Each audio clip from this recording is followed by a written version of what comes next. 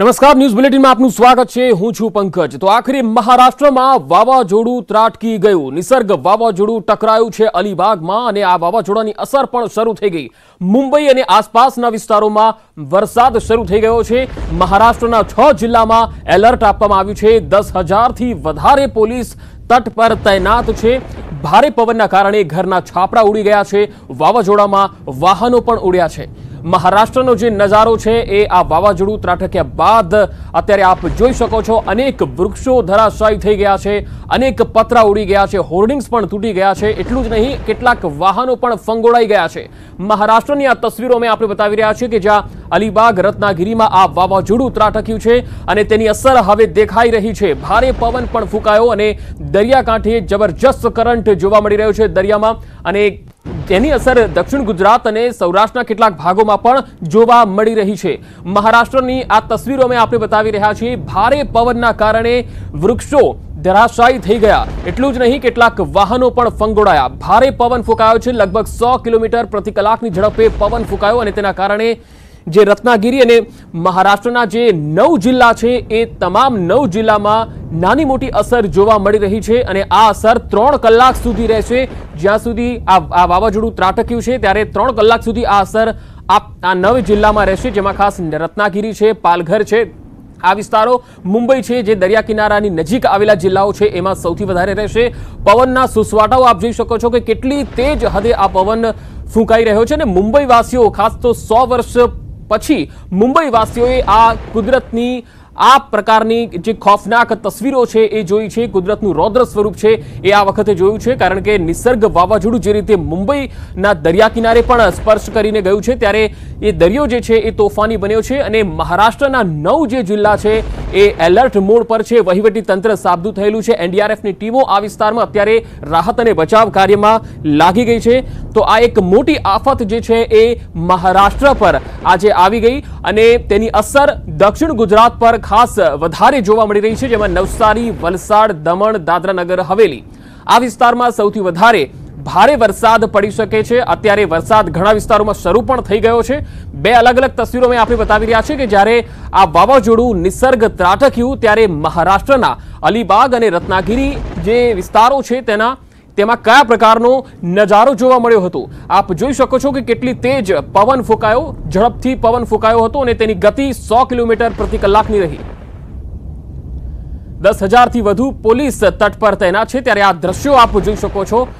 લગભગ બપોરે 2 વાગ્યાની આસપાસ આ જે વાવાઝોડું છે એ અલીબાગમાં ત્રાટક્યું હતું અને આ વાવાઝોડું ત્રાટક્યા બાદ તેની જે અસર છે એ જોવા મળી રહી છે। આપ દ્રશ્યોમાં જોઈ શકો છો કે ભારે વરસાદ જે છે એ શરૂ થઈ ગયો છે આ વિસ્તારોમાં। આ મોટી આફત, ભારે આફત કહી શકાય, કુદરતી આફત છે આ અને તેનું રૌદ્ર સ્વરૂપ આજે આ 9 જિલ્લાના લોકોએ જોયું છે અને મેપના આધારે પણ અમે આપણે બતાવીએ કે જે વાવાઝોડું નિસર્ગ છે એ ધીરે ધીરે મહારાષ્ટ્રની આગળ વધીને નાસિક થઈને આગળ વધી રહ્યું છે અને લગભગ 3 કલાક સુધી મહારાષ્ટ્રના 9 જિલ્લા પર તેની અસર જોવા મળશે। આ 9 જિલ્લા વાવાઝોડાની અસરના કારણે પ્રભાવિત રહેશે। મહારાષ્ટ્ર પર વાવાઝોડાની અસર શરૂ થઈ ગઈ છે ત્યારે પ્રધાનમંત્રી નરેન્દ્ર મોદી પણ આ વાવાઝોડાની ગતિવિધિ પર નજર રાખી રહ્યા છે, રાજ્યો સાથે સંપર્ક કરી રહ્યા છે। ગઈકાલે પણ તેમણે ઉદ્ધવ ઠાકરે સાથે સંપર્ક કર્યો હતો અને આજે આ નિસર્ગ વાવાઝોડું જ્યારે મહારાષ્ટ્રને સ્પર્શી ગયું, ત્રાટક્યું છે ત્યારે આ એક મોટી આફત જે છે એ આ મહારાષ્ટ્ર पर આવી છે। ત્યારે संवाददाता अमित राय हमारी साथ महाराष्ट्र થી જોડાયા છે। अमित, बताएं कि इस वक्त क्या तस्वीरें आप वहां पर देख पा रहे हैं और जो 9 जिले बताए गए थे कि जो अलर्ट मोड पर हैं, वहां इस वक्त क्या स्थिति है?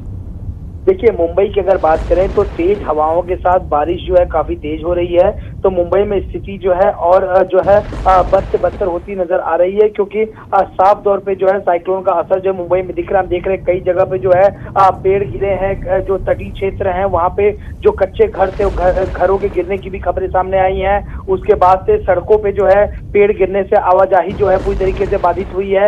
हालांकि धारा 144 लगाई गई है, लेकिन जो कुछ रोडों को जो है, सड़कों को जो है शुरू रखा गया था, वहां पर भी पेड़ गिरा है, गाड़ियां जो है चकनाचूर हुई हैं। तो स्थिति जो है वो सामान्य होती अभी नजर नहीं आ रही है।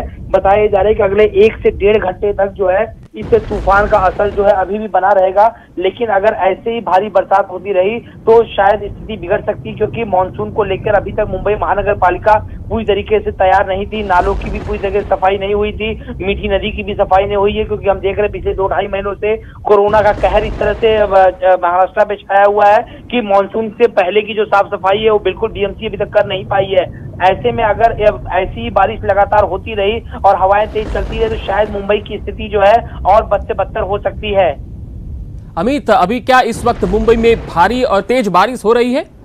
देखिए, अभी जो है बरसात काफी तेज हो रही है और यहाँ पर हम बता दें हवाएं जो है लगभग बहुत तेज 100 से 105 किलोमीटर प्रति घंटे की रफ्तार से जो है हवाएं चल रही है। यहाँ पे एयरपोर्ट की बात करें तो अभी डिसीजन लिया गया है कि 2:30 बजे से लेकर शाम को लगभग 7 बजे तक जो है कोई भी फ्लाइट अराइवल या डिपार्चर जो है नहीं की जाएगी। कई सारे ट्रेनों के जो है शेड्यूल को जो है बदला गया है और यहाँ पर लगातार जो एनडीआरएफ की टीम है, जो बीएमसी के अधिकारी हैं, वो लगातार जो है लोगों को जो है राहत बचाव कार्य में जुटे हुए हैं। हालांकि किसी के भी घायल होने की या किसी की मृत्यु की कोई खबर नहीं है, लेकिन जो कच्चे घर थे जो बहे हैं वो नुकसान हुआ है।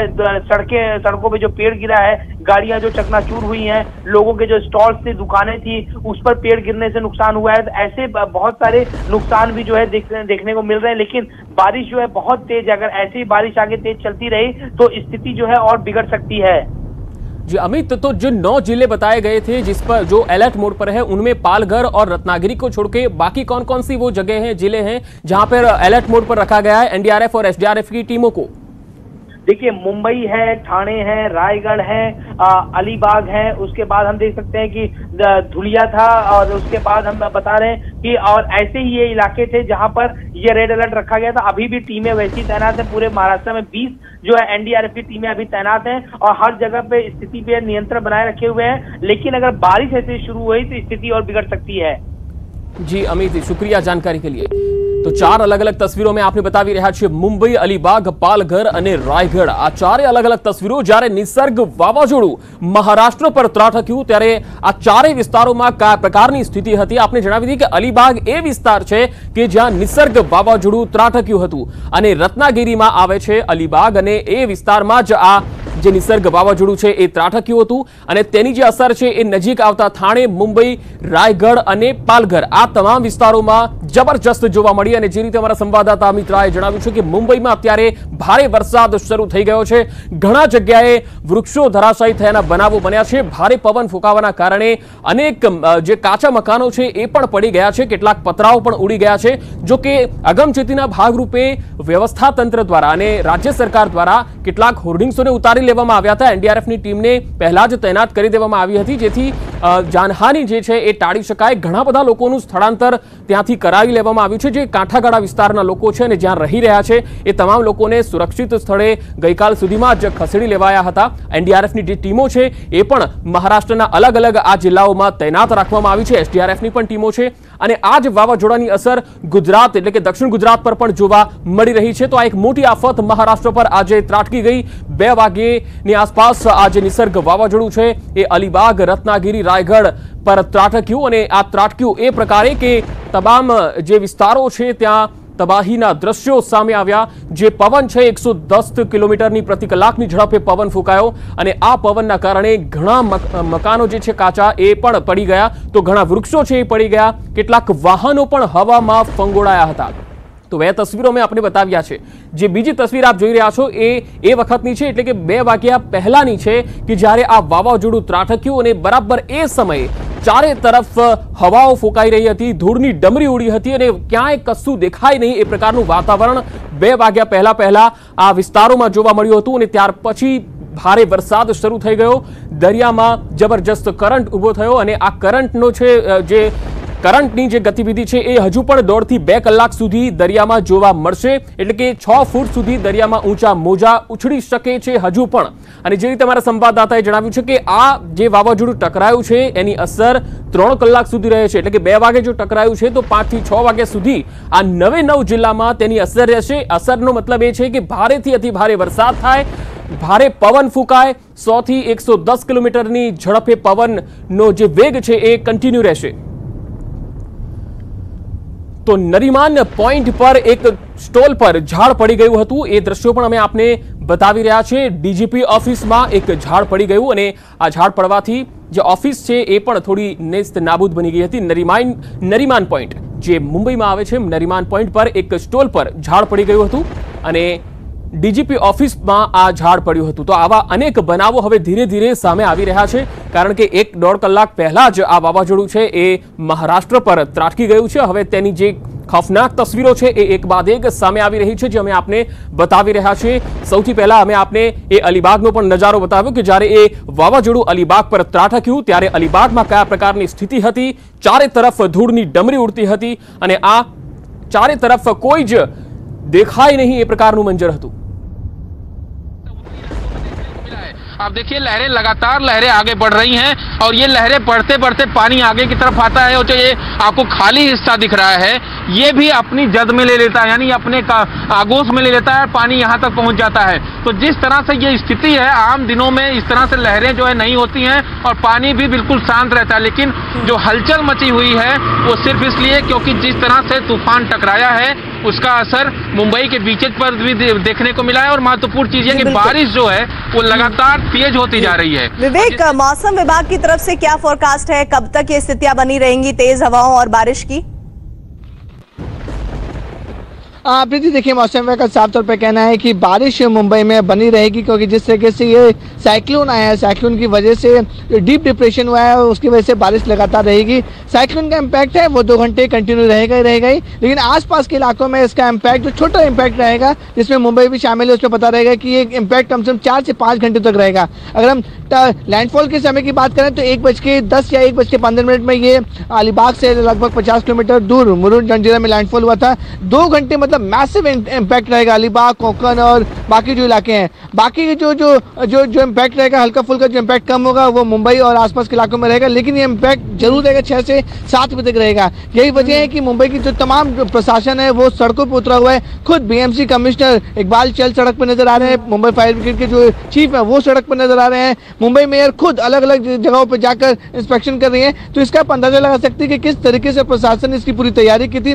हालांकि कुछ इंसिडेंट जरूर हुए हैं कि जो पेड़ कमजोर थे वो गिरे हैं, गाड़ी के ऊपर गिरे हैं, लेकिन सबसे प्रीति राहत भरी बात और राहत भरी खबर यह है कि किसी के भी इंजर्ड या कोई ऐसी फैटल न्यूज नहीं आ रही कि किसी की मौत हो गई हो. सीधे तौर पर जो तैयारियां की गई थी तूफान के टकराने से पहले उसको दिया जा सकता है. विवेक, ये तस्वीरें हम दिखा रहे हैं रायगढ़ की, जहां पर जो छतों पर रखे हुए टिन शेड हैं वो उड़ते हुए दिख रहे हैं और किस तरह से भारी हवा चल रही है, बहुत तेज हवा चल रही है.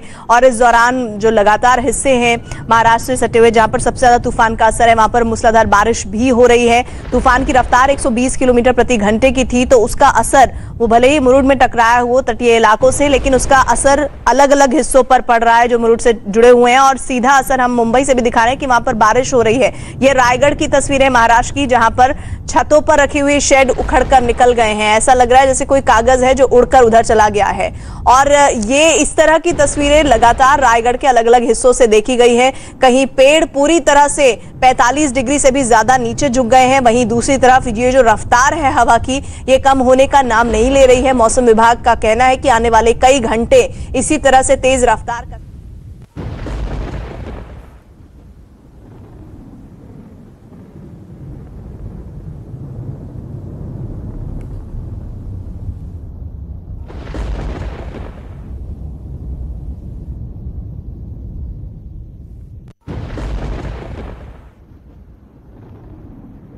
જે તાંડવ છે એ આપ જોઈ રહ્યા છો. 2 વાગ્યે જ્યારે આ વાવાઝોડું અલીબાગ અને રત્નાગીરી પર ત્રાટક્યું ત્યારે રાયગઢ અને અલીબાગ અને તેની આસપાસના જે વિસ્તારો છે તેમાં જબરજસ્ત માહોલ હતો. કુદરતનો જે ખૌફનાક નજારો છે એ આજે સૌ કોઈએ જોયો છે.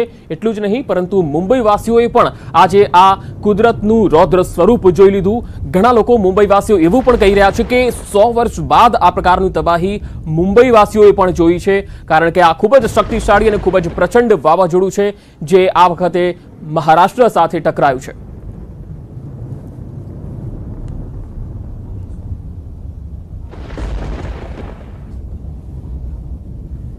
તો મુંબઈ પર નિસર્ગ વાવાઝોડું ત્રાટક્યું છે. મુંબઈ, પાલઘર, રત્નાગીરી, રાયગઢ આ જે વિસ્તારો છે તેમાં સૌથી વધારે સ્થિતિ જે છે એ ખરાબ જોવા મળી રહી છે. અને એક બાદ એક જે તસવીરો અમે આપને બતાવી રહ્યા છીએ, આપ જોઈ રહ્યા છો કે 100 થી 125 કિલોમીટર પ્રતિ કલાકની ઝડપે પવન ફૂંકાઈ રહ્યો છે. અને ઘણા જે કાચા મકાનો છે તેના શેડ પણ ઉખડી ગયા. ભારે પવન ફૂંકાવાના કારણે દરિયાના જે મોજા છે એ 6 ફૂટ સુધી ઊંચા ઉછળતા જોવા મળ્યા છે. ત્યારે ઘણા બધા ઝાડ છે, જે વૃક્ષો છે એ પણ ભારે હવાના કારણે જમીનદોસ્ત થઈ ગયા છે અને ઘણા વાહનો પણ ફંગોળાઈ ગયા છે. તો મુંબઈથી પણ અમે આપને બતાવી રહ્યા છીએ, નરીમાન પોઈન્ટ પર જે ડીજીપી ઓફિસ છે ત્યાં એક ઝાડ પડી ગયું હતું અને એક ટી સ્ટોલ પર બાજુમાં આવેલું આ ઝાડ હતું, જે ડીજીપી ઓફિસમાં ઝાડ પડ્યું. અલગ અલગ જગ્યા ઉપર ઝાડ પડવાના બનાવો અત્યારે સામે આવી રહ્યા છે.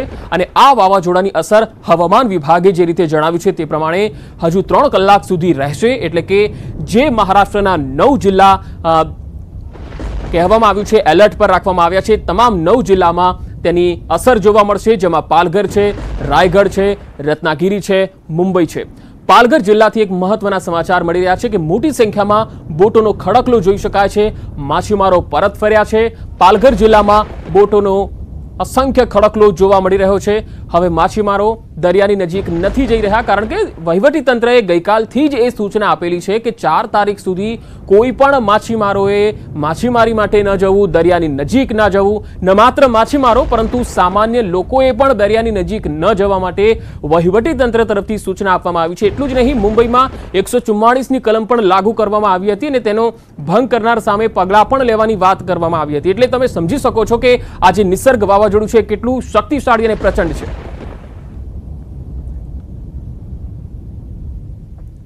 Welcome back. તો હવે અંતમાં જોઈશું અમદાવાદ સિવિલ હોસ્પિટલમાં કોરોના મહામારીને પહોંચી વળવા કેવી કામગીરી થઈ રહી છે.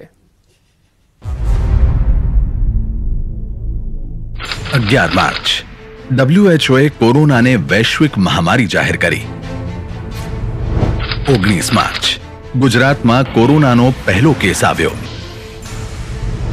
21 માર્ચ મુખ્યમંત્રીએ અમદાવાદ સિવિલ હોસ્પિટલની મુલાકાત લીધી અને તાબડતોબ 1200 બેડની ડેડિકેટેડ કોવિડ હોસ્પિટલ બનાવવાનો આદેશ કર્યો. સીએમ તમામ કામગીરીનું પોતાના ઘરેથી સીએમ ડેશબોર્ડ પર નિરીક્ષણ કરતા રહ્યા, વચ્ચેના ગેપ્સ ફિલ કરતા રહ્યા. અને એ પછી જે થયું એ દુનિયા માટે ઉદાહરણ હતું કે ગુજરાતે કોરોના સામે કેવી રીતે લડત લડી. શરૂ થયો ગુજરાતનો સફર કોરોના સામેની લાંબી લડાઈનો. ખૂબ જ ટૂંકા સમયમાં કોવિડ-19ની ગાઈડલાઈન પ્રમાણે state of the art dedicated Covid care hospital civil hospital અમદાવાદમાં શરૂ કરાઈ. એક તરફ કોરોનાનો ભય પોતાની ચરમસીમા વટાવી રહ્યો હતો અને બીજી તરફ સિવિલ હોસ્પિટલે પોતાને એક નવા કલ્ચરમાં ઢાળી દીધું. કલ્ચર પ્રેમનું, હૂંફનું અને પ્રતિબદ્ધતાનું. જ્યારે કોઈ દર્દી કોરોના વોર્ડમાં પહેલીવાર એન્ટર થાય ત્યારે એની મનોસ્થિતિ બહુ નાજુક હોય છે. તેના મનમાં સાફ સફાઈને લઈને ઘણા બધા પ્રશ્નો હોય છે. પણ 1400 લોકોની આર્મી, જેમાં 180 ડોક્ટરો, 340 નર્સો, 45 પેશન્ટ અટેન્ડન્ટ અને 650 સહાયકો તેમને દરરોજ સેફ ફીલ કરાવે છે. દાખલ થતા પહેલા દર્દીને બ્રશ, સાબુ, ટૂથપેસ્ટ, ચપ્પલ, ટુવાલ સાથેની વેલકમ કિટ આપવામાં આવે છે. દવાઓની ઇન્વેન્ટરી નિયમિત મેનેજ થાય છે.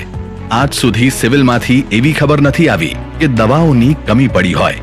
ત્યાં સુધી કે 35,000 સુધીની કિંમતના ખૂબ પાવરફુલ ટોસિલિઝુમેબ ઇન્જેક્શન, જે શ્વાસોચ્છ્વાસમાં પડતી તકલીફ દૂર કરવા અને ખાસ કરીને કોરોનાના કિસ્સામાં વેન્ટિલેટર પર રહેલ દર્દી માટે ખૂબ કામના ગણાય છે, તેમનો પણ ઉપયોગ કરવામાં કરકસર નથી કરવામાં આવી. દર્દી અમીર હોય કે ગરીબ, બધાને બધી દવાઓ અને ઇલાજ મફત આપવામાં આવે છે. દર્દી ભલે હોસ્પિટલમાં હોય, જીવ તો એનો ઘરે જ હોય છે અને ઘરવાળાઓનો જીવ હોસ્પિટલમાં. આ લાગણીઓના પુલને એક છેડેથી બીજા છેડે જોડવા માટે મુખ્યમંત્રીએ સિવિલ હોસ્પિટલની અંદર જ એક કમાન્ડ એન્ડ કંટ્રોલ યુનિટ પણ શરૂ કરાવ્યું. આ સેન્ટર દર્દીઓના સગાઓને રોજે રોજ અપડેટ કરે છે. સગાઓને ટેબ્લેટ દ્વારા કનેક્ટ કરીને દર્દી સાથે વાત પણ કરાવે છે. એવા પણ કિસ્સા હતા જ્યાં દર્દી પાસે ફોન ન હોય તો ડોક્ટરો એમના ફોન પર વાત કરાવે. એક દર્દી પાસે ચાર્જર નહોતું તો ડોક્ટર સાહેબે એને પોતાનું ચાર્જર આપી દીધું. 90 વર્ષના દાદા અમેરિકામાં પોતાના પરિવારને જોઈ શક્યા. ભાઈ સરકારી હોસ્પિટલ છે, ખબર શું પડે કે ચાદરો બદલી કે કેમ? આ ખબર પડે એ માટે દરરોજ અલગ અલગ કલરની ચાદર પાથરવાનું પણ પ્લાનિંગ કર્યું સિવિલે. આ લોન્ડ્રીમાં રોજના 1000 કપડાં ધોઈને 121 ડિગ્રી તાપમાન પર 45 મિનિટ સુધી સ્ટેરિલાઇઝ કરીને ડિસઇન્ફેક્ટ કરવામાં આવે છે. અને આ બધી કામગીરી સીએમ નિયમિતપણે સીએમ ડેશબોર્ડ પર જોતા રહે છે, સૂચનો આપતા રહે છે, સ્ટાફ સાથે સંવાદ પણ કરતા રહે છે, જેથી દાખલ થયેલા દર્દીઓને અને ડ્યુટી બજાવી રહેલા સ્ટાફને બંનેને ટેકો રહે છે કે આપણે એકલા નથી, મુખ્યમંત્રી પણ આપણી સાથે છે. બીજી તરફ ડેપ્યુટી સીએમ થી લઈને સરકારના ઉચ્ચ અધિકારીઓએ સિવિલની સરપ્રાઇઝ વિઝિટ્સ કરવાનું પણ ચાલુ રાખ્યું. આપણે ઘણીવાર સાંભળ્યું હોય છે કે કેસ ક્રિટિકલ થતા પ્રાઇવેટ હોસ્પિટલે હાથ ઊંચા કરી દીધા અને કહ્યું કે સિવિલમાં લઈ જાઓ. પણ વાત જ્યારે સગર્ભા મહિલાઓની હોય અને જે કોરોના પોઝિટિવ હોય ત્યારે સિવિલ હોસ્પિટલે તેમને ખુલ્લા હાથે આવકાર્યા અને પછી જે થયું એ કોઈ ચમત્કારથી ઓછું નહોતું. प्राइवेट ट्रीटमेंट चल रहा था कहीं और थोड़ा केस कॉम्प्लिकेटेड था तो सिविल यहाँ पे भेजा मुझे. इनका जो पूरा स्टाफ है वो बहुत ही अच्छा है.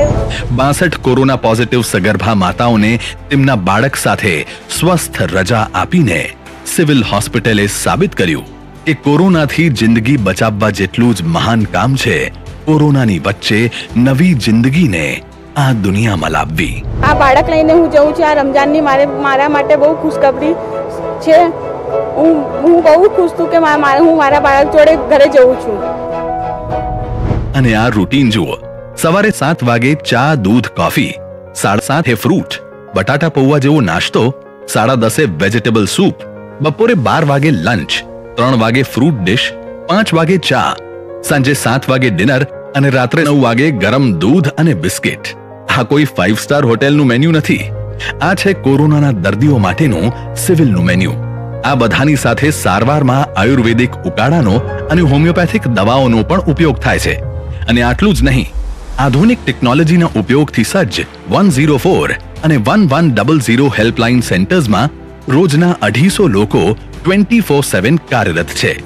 104 હેલ્પલાઇનમાં આવેલા 8,10,218 કોલ્સમાંથી 1,12,146 માત્ર કોવિડ-19ની ઇન્ક્વાયરી માટે હતા, જેમાંથી 9,769 લોકોને કોરોનાના શંકાસ્પદ લક્ષણો પણ હતા.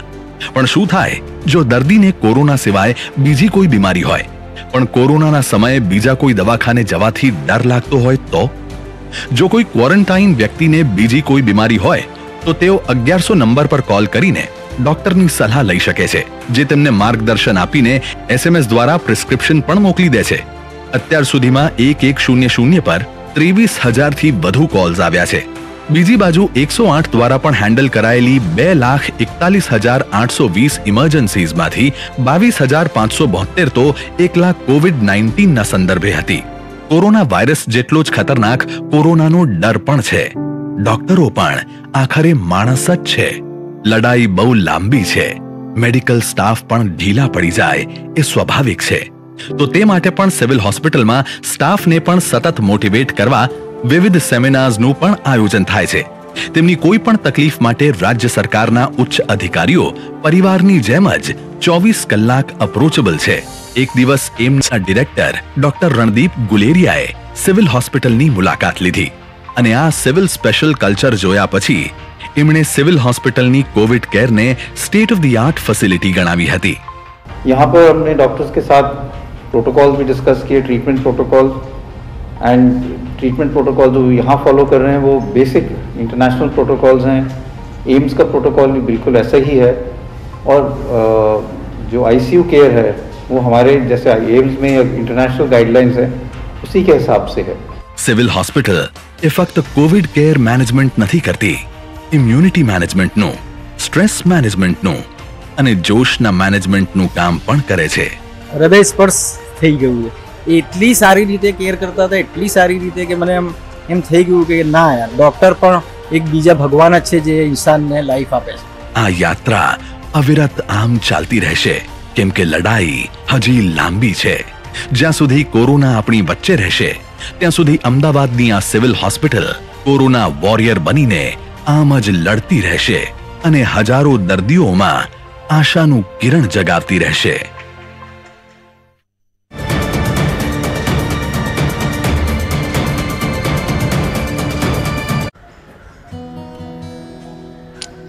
आजकल